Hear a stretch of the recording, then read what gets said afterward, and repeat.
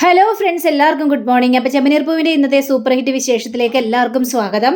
അങ്ങനെ നമ്മുടെ രവിയോട് അച്ഛന് പണിക്കൊന്നും പോകാൻ നിൽക്കേണ്ട ആവശ്യമൊന്നുമില്ല, കുട്ടികളെ കളിപ്പിച്ച് ഇവിടെ ഇരുന്നാൽ മതിയെന്നും പറയുകയാണ്. അപ്പോൾ ഇത് കേട്ട് കഴിഞ്ഞപ്പോഴേക്കും രേവതിയോട് ചോദിക്കുകയാണ്, കുട്ടികളോ? അതിന് ഈ കുടുംബത്തിലെ കുട്ടികളൊന്നും ഇല്ലല്ലോ മോളെ. നോക്കുമ്പോൾ ആര് പറഞ്ഞു കുട്ടികളില്ലെന്ന്? ഞങ്ങളൊക്കെ അച്ഛൻ്റെ കുട്ടികളല്ലേ. അപ്പോൾ അച്ഛൻ ആ കുട്ടികളെ കളിപ്പിച്ചിട്ടിരുന്നാൽ മതി. അപ്പോൾ ഇത് കേട്ട് കഴിഞ്ഞപ്പോഴേക്കും രവി ഒന്ന് ചിരിക്കുകയാണ്. ആ സമയത്താണ് പെട്ടെന്ന് നമ്മുടെ രേവതിക്ക് ഒരു കോള് വരുന്നത്. അത് ശരത്തിൻ്റെ കോളായിരുന്നു. എന്താണ് ശരത്തെ എന്ന് ചോദിച്ചപ്പോഴേക്കും, ചേച്ചി ഞാനേ ഹോസ്പിറ്റലാണ് ചേച്ചി. ഹോസ്പിറ്റലോ? എന്താ ഹോസ്പിറ്റലിൽ പോകാനുള്ള കാരണം എന്ന് ചോദിക്കുമ്പോൾ, അത് പിന്നെ ദേവച്ചിയെ ഹോസ്പിറ്റലിൽ അഡ്മിറ്റാണ്. എൻ്റെ ദൈവമേ, എന്ത് പറ്റി അവൾക്ക് എന്ന് ചോദിക്കുകയാണ്. ചേച്ചി ഇവിടെ വന്നു കഴിഞ്ഞിട്ട് കാര്യങ്ങളെല്ലാം പറയുന്നത്, ഞാൻ ഇപ്പോൾ വരാടാ എന്ന് പറഞ്ഞുകൊണ്ട് ഫോൺ വെക്കുകയാണ്. അച്ഛാ, എനിക്ക് ഉടനെ തന്നെ ഹോസ്പിറ്റലിൽ പോയാൽ മതി, അവിടെ ദേവു ഹോസ്പിറ്റലെന്നാണ് പറയുന്നത്. ഹോസ്പിറ്റലോ? എന്തു പറ്റി ദേവുവിന്? അറിയില്ല അച്ഛാ, അവിടെ പോയി ഒന്ന് അന്വേഷിക്കട്ടെ, ഞാൻ സച്ചിയേട്ടനോട് പറഞ്ഞിട്ടേ അങ്ങോട്ട് പോകാമെന്ന് പറയാണ്. ശരി മോളെ, എങ്കിൽ പിന്നെ എത്രയും പെട്ടെന്ന് പോയിട്ട് വാ എന്നും പറഞ്ഞുകൊണ്ട് നമ്മുടെ രേവതി നേരെ സച്ചിയെ വിളിക്കുക. സച്ചിയെ വിളിച്ചിട്ട് പറയാണ്, സച്ചിയേട്ടാ ഒരു പ്രശ്നമുണ്ട് സച്ചിയേട്ടാ, ദേവ് ഹോസ്പിറ്റലാണെന്നും പറയണം. അയ്യോ, ദേവ് ഹോസ്പിറ്റലോ? എന്താ സംഭവിച്ചത്? അറിയില്ല, അവൾക്ക് ഭയങ്കര ക്ഷീണം തലകറക്കോ എന്നൊക്കെയാണ് പറയുന്നത്. ഹോസ്പിറ്റലിൽ ഇപ്പോൾ അഡ്മിറ്റ് ചെയ്തിരിക്കുകയാണ്, നമുക്കൊന്ന് അങ്ങോട്ട് വരെയും പോയാലോ? ഉടനെ രേവതി വാ, ഞാനും ഹോസ്പിറ്റലിലേക്ക് വരാം എന്ന് സച്ചിയും പറയാണ്. അങ്ങനെ പിന്നീട് കാണിക്കുന്നത് ദേവുവിനെ ബെറ്റിൽ കിടത്തിരിക്കുക. ആ സമയത്ത് നമ്മുടെ അരുണും ഉണ്ട്. അപ്പോൾ ദേവുവിന് ചെറുതായിട്ട് ഓർമ്മയൊക്കെ വന്നു തുടങ്ങുകയും ചെയ്തു. അപ്പോഴാണ് ഡോക്ടർ നേഴ്സ് കൂടി അങ്ങോട്ട് വരുന്നത്. മിടുക്കിയാണല്ലോ, ദേ കണ്ണൊക്കെ തുറന്നല്ലോ, ഉഷാറായോ എന്നൊക്കെ ഇങ്ങനെ ഡോക്ടർ ചോദിക്കുമ്പോൾ അരുൺ അവിടെ ചോദിക്കുകയാണ്, അല്ല ഡോക്ടറെ, എന്താ സംഭവിച്ചത് ദേവുവിന്? അത് അമ്മ വന്നപ്പോൾ തന്നെ എന്നോട് പറഞ്ഞായിരുന്നു, ദേവു ഭക്ഷണം കഴിച്ചിട്ടേ 2-3 ദിവസമായെന്ന്, മര്യാദയ്ക്ക് ഭക്ഷണവും ഉറക്കമൊന്നും ഇല്ലാന്ന്, അതുകൊണ്ടാണ് പ്രഷർ ശരിക്കും താന്നു പോയത്. അങ്ങനെയാണ് ഇത് വരാനുള്ള കാരണം. പക്ഷേ എന്തുകൊണ്ടാണ് ഭക്ഷണം കഴിക്കാതിരിക്കാനുള്ള കാരണം? ദേവു എന്തെങ്കിലും പ്രശ്നങ്ങളുണ്ടോ? പിന്നെ ഒരുപാട് സ്ട്രെസ്സും ഉണ്ടല്ലോ ദേവുവിന്. അങ്ങനെ സ്ട്രെസ്സൊന്നും ഒരുപാട് പാടില്ല, അത് നമ്മുടെ ഹെൽത്തിനെ ഒരുപാട് ബാധിക്കും. അതുകൊണ്ട് നല്ല സമാധാനത്തോടെ ഇരിക്കുക. എന്താ ദേവു, എന്താ കാര്യം എന്നൊക്കെ ചോദിക്കുമ്പോൾ ദേവു ഒന്നും മിണ്ടുന്നില്ല. അല്ല, ഞാൻ ഇത്രയും ചോദിച്ചിട്ടും ദേവന്തൊന്നും അക്ഷരം പോലും മിണ്ടാത്തത്? എന്തെങ്കിലും പ്രശ്നമുണ്ടോ വീട്ടിൽ? ഇല്ല ഡോക്ടറെ, ഒരു കുഴപ്പമില്ല, ഒരു പ്രശ്നമില്ല. അതെ, പ്രശ്നമില്ലാതെ ഇങ്ങനെ ഒരാൾ ഭക്ഷണം കഴിക്കാതിരിക്കേണ്ട കാര്യമൊന്നുമില്ലല്ലോ. എന്തെങ്കിലും പ്രശ്നമുണ്ടെന്ന് തന്നെ വേണം കരുതാനായിട്ട്. ഇനി അഥവാ എന്തെങ്കിലും പ്രശ്നം ഉണ്ടെങ്കിൽ അത് പരിഹരിക്കാനായിട്ട് നോക്ക്. അല്ലാതെ ഭക്ഷണത്തോടും ബാക്കിയുള്ളവരെല്ലാവരോടും ദേഷ്യപ്പെട്ടിരുന്നിട്ടൊന്നും ഒരു കാര്യമില്ല. ഭക്ഷണം കഴിക്ക്, ആരോഗ്യം നോക്ക് കേട്ടോ. ഡോക്ടറെ, ഇനി എന്തെങ്കിലും ടെസ്റ്റ് ചെയ്യാനും കാര്യങ്ങളൊക്കെ ഉണ്ടെന്ന് ചോദിക്കുമ്പോൾ, ഇനി ബ്ലഡ് ടെസ്റ്റ് ചെയ്യാൻ ഞാൻ കൊടുത്തിട്ടുണ്ട്, ഇനി അതിൻ്റെ റിസൾട്ടും കൂടി വരട്ടെ, അതിന് ശേഷം പറയാം ബാക്കി എന്താ വേണ്ടെന്നൊക്കെ.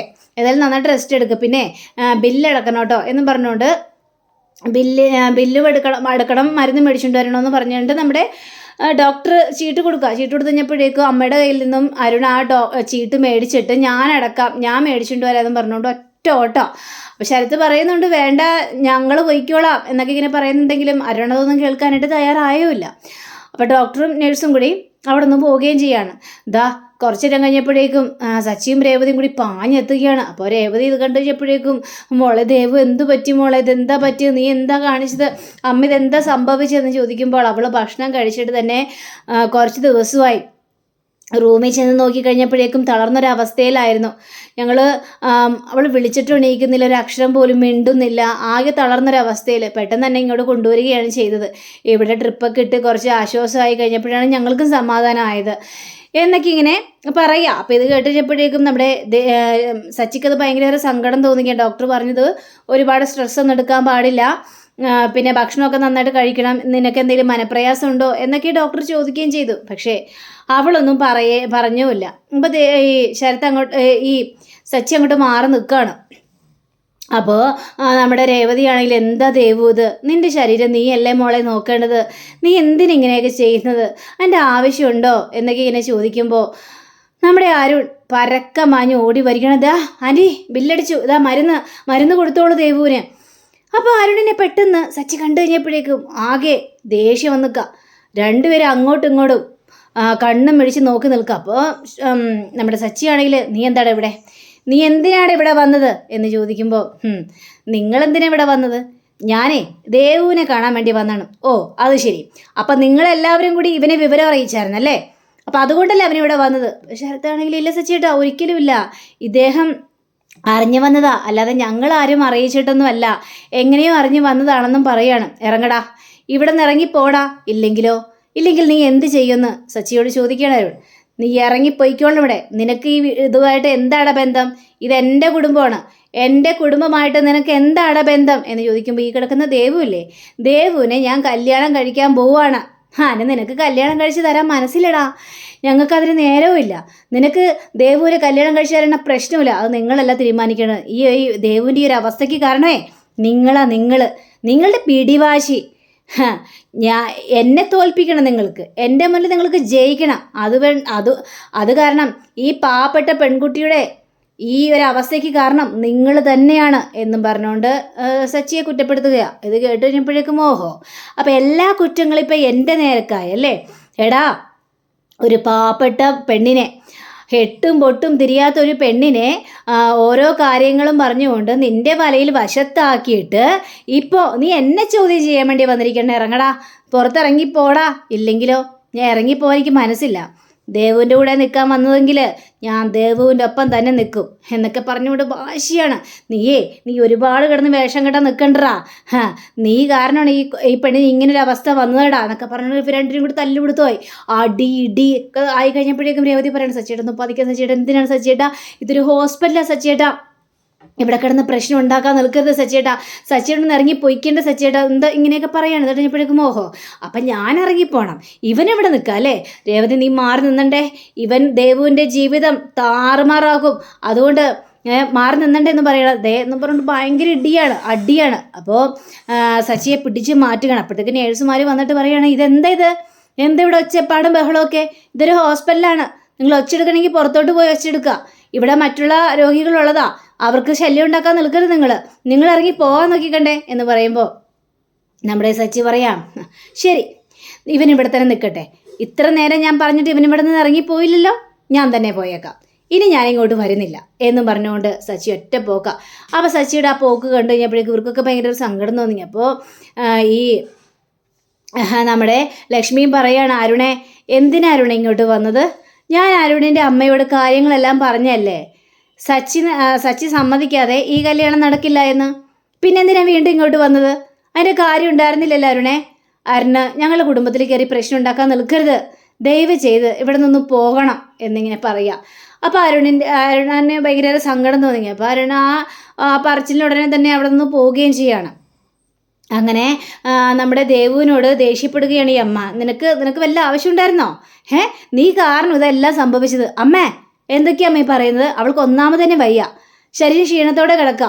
ആ സമയത്ത് അവളുടെ മനസ്സ് വേദനിപ്പിക്കുന്ന രീതിയിലാണ് അമ്മ കിടന്ന് പറഞ്ഞു കൊടുക്കുന്നത്. പിന്നെ ഇവള് കാരണമല്ലേ, കണ്ടില്ലേ സച്ചി ഇപ്പം പിണങ്ങിപ്പോയില്ലേ?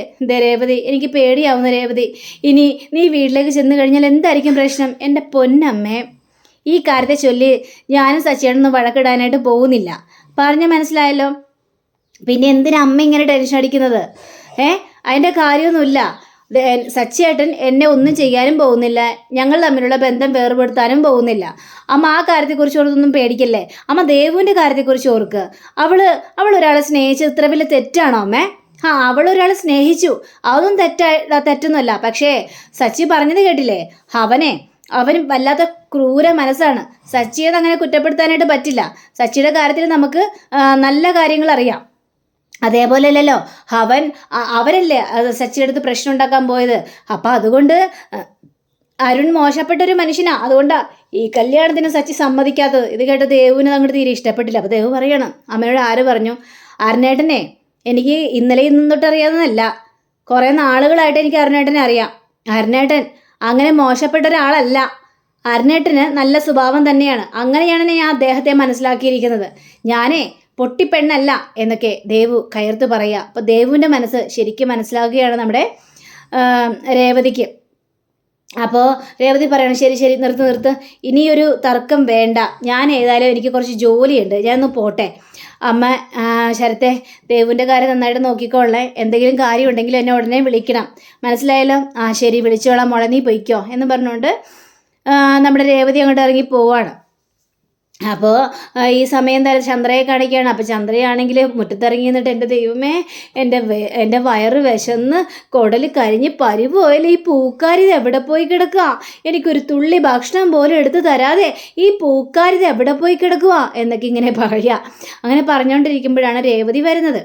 അപ്പോൾ രേവതി വന്നു കഴിഞ്ഞപ്പോഴേക്കടി നീ എവിടെ പോയതാടി, ഇവിടെ മനുഷ്യൻ വിശന്ന് കുടൽ കരിഞ്ഞിരിക്കുന്ന കാര്യം നിനക്കറിയില്ലേ, നിനക്ക് ഭക്ഷണം ഉണ്ടാക്കി കൊടുക്കടി എന്ന് ചോദിച്ചപ്പോഴേക്കും അമ്മ ഭക്ഷണം ഉണ്ടാക്കി അടുക്കളയിൽ നിന്ന് വെച്ചിട്ടുണ്ടല്ലോ, എല്ലാ ജോലിയും കഴിച്ചിട്ടല്ലേ ഞാൻ പോയത്, പിന്നെ അമ്മ എന്താ കിടന്ന് കൊടോണാന്നിങ്ങനെ സംസാരിച്ചുകൊണ്ടിരിക്കുന്നത് എന്ന് ചോദിക്കുമ്പോൾ നമ്മുടെ ഈ എന്തൊരു ഭയങ്കര ടെൻഷൻ ആവുകയാണ്, ചന്ദ്രയ്ക്ക് ഭയങ്കര ടെൻഷൻ ആവുകയാണ്. അപ്പോൾ എടി നീ മേശപ്പുറത്ത് എടുത്ത് വെച്ചോ, വെച്ചില്ല.